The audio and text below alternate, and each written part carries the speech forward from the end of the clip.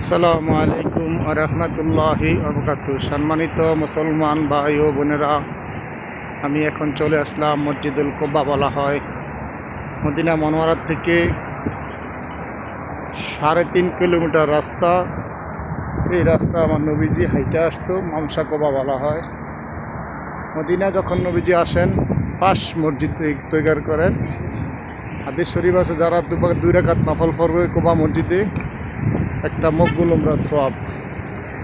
আর ওই যে সামনে খেজুরের বাগানটা বাড়ি দেখতেছেন, আইয়ুব আনসারীর বাড়ি।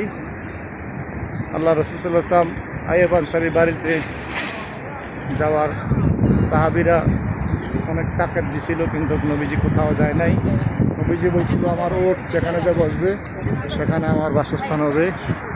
এখানে নবীজি ওট আয়া বসছে, এখানেই নবীজি সাহাবীদেরকে নিয়ে এই মসজিদ বানাইছেন। এটা মসজিদ কুবা বলা হয়।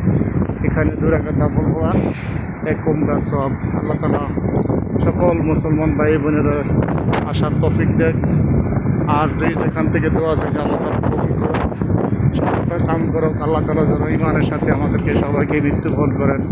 নবীজির দিদার যেন আল্লাহ তাআলা আমাদের নসিব হয়। আসসালামু আলাইকুম ওয়া রাহমাতুল্লাহি ওয়া বারাকাতুহু।